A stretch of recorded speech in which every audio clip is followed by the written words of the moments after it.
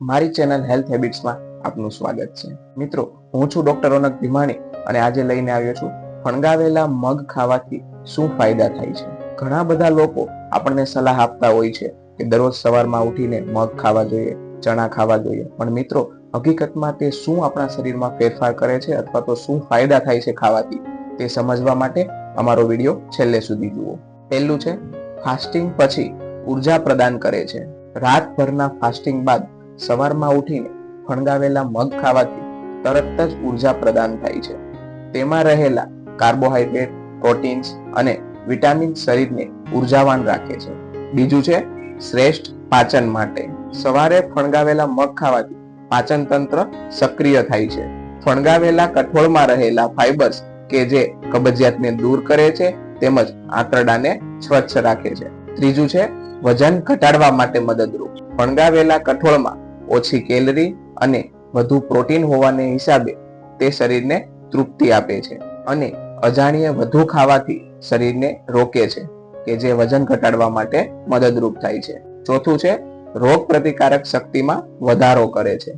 સવારે ખાવાથી રોગ પ્રતિકારક તંત્ર સક્રિય થાય છે તેમજ ફણગાવેલા કઠોળમાં રહેલા એન્ટીઓક્સિડન્ટ્સ અને વિટામિન સી શરીરની જીવાણુરોધક ક્ષમતા પ્રદાન કરે છે.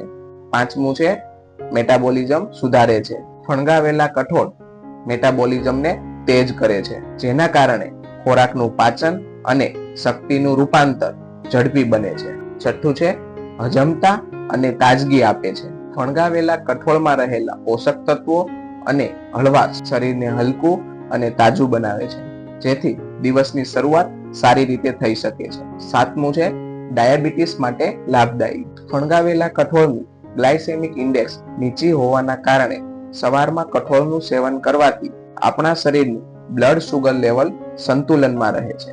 આઠમું છે, ચમકદાર ત્વચા અને વાળ માટે. સવારે ઉઠીને ફણગાવેલા કઠોળ ખાવાથી આપણા શરીરને જરૂરી વિટામિન ઈ તેમજ પ્રોટીન પૂરતા પ્રમાણમાં મળી રહે છે, જેના કારણે આપણી ત્વચા અને વાળ સ્વસ્થ અને ચમકદાર બને છે.